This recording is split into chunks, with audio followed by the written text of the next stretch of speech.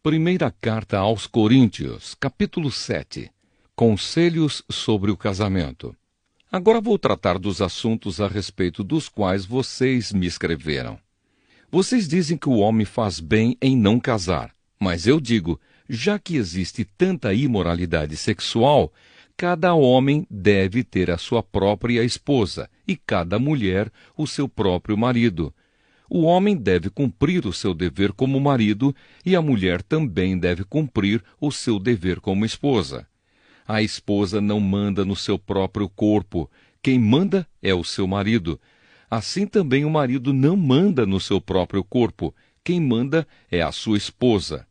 Que os dois não se neguem um ao outro, a não ser que concordem em não ter relações por algum tempo, a fim de se dedicar à oração. Mas depois devem voltar a ter relações, a fim de não caírem nas tentações de Satanás por não poderem se dominar. Não digo isso como uma ordem, mas como uma sugestão. Realmente, eu gostaria que todos fossem como eu. Porém, cada um tem o dom que Deus lhe deu. Um tem este dom e o outro aquele. Aos solteiros e às viúvas, eu digo que seria melhor para eles ficarem sem casar, como eu. Mas se vocês não podem dominar o desejo sexual, então casem, pois é melhor casar do que ficar queimando de desejo. Para os que já estão casados, tem um mandamento, que não é meu, mas do Senhor, que a mulher não se separe do seu marido, porém se ela se separar, que não case de novo, ou então que faça as pazes com o marido, e que o homem não se divorcie da sua esposa. Aos outros digo eu mesmo, e não o Senhor, se um homem cristão é casado com uma mulher que não é cristã, e ela concorda em continuar vivendo com ele, que ele não se divorcie dela. E se uma mulher cristã é casada com um homem que não é cristão, e ele concorda em continuar vivendo com ela, que ela não se divorcie dele. Pois Deus aceita o homem que não é cristão, por ele estar unido com a sua esposa cristã. E aceita a mulher que não é cristã, por ela estar unida com o seu marido cristão. Se não fosse assim, os filhos deles não pertenceriam a Deus. Mas, sendo assim, eles pertencem. Porém, se o marido não cristão ou a esposa não cristã quiser o divórcio, então que se divorcie.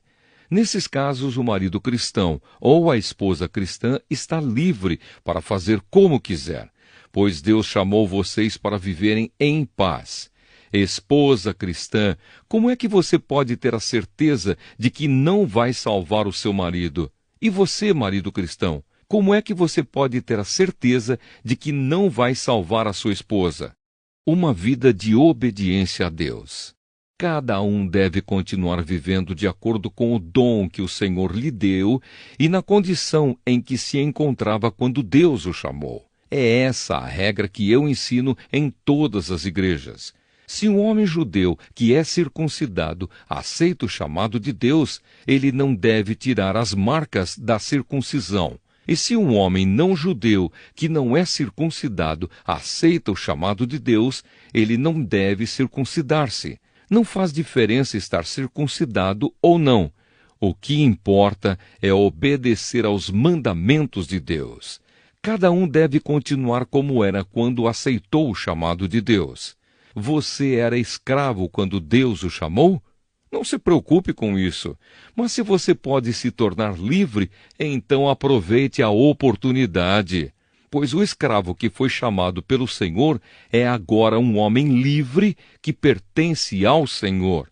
Assim também o homem livre que foi chamado por Cristo é escravo de Cristo. Deus comprou vocês por um preço, portanto, não se tornem escravos de seres humanos. Irmãos, cada um deve continuar na presença de Deus, assim como era quando Deus o chamou.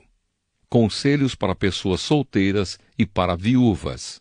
Para os solteiros, eu não tenho nenhum mandamento do Senhor.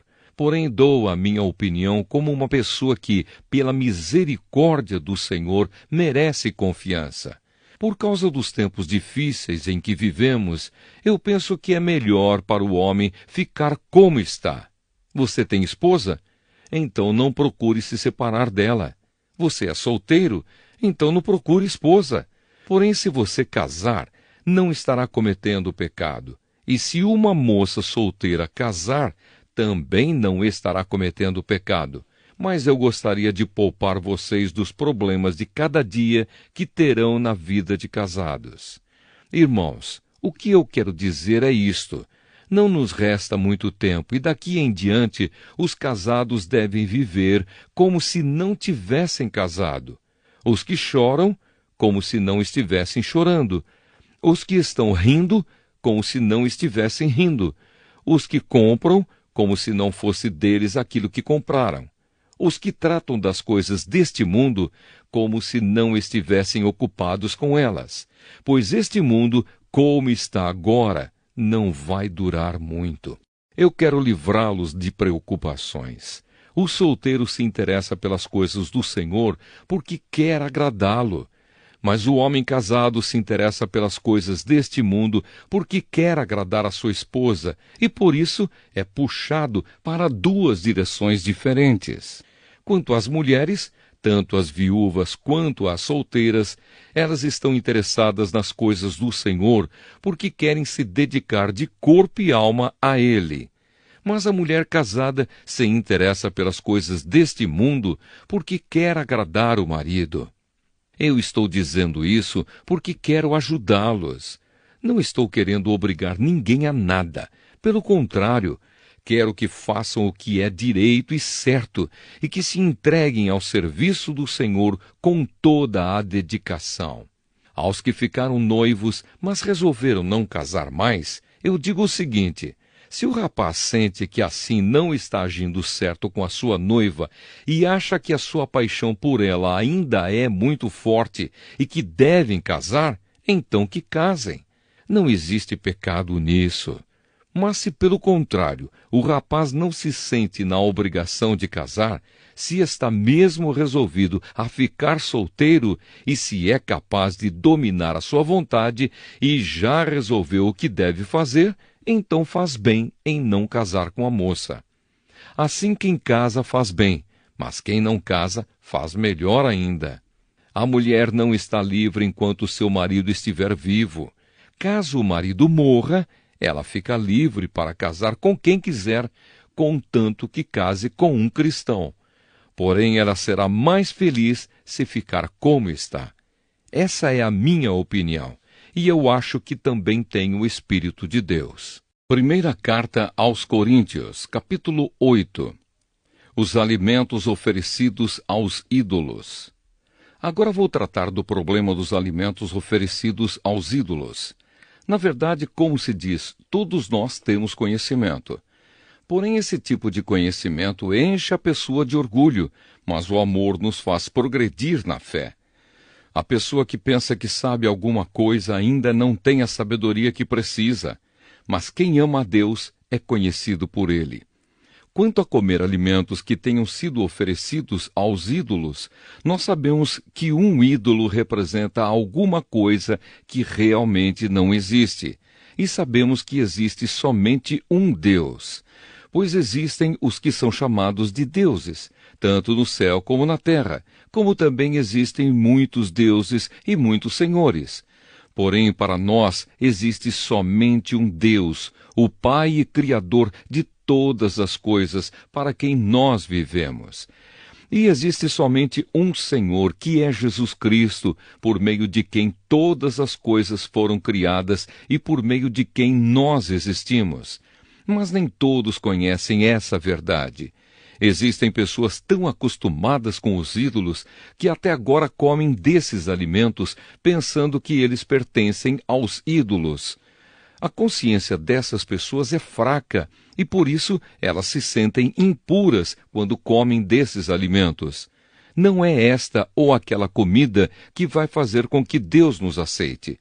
Nós não perderemos nada se não comermos e não ganharemos nada se comermos desse alimento.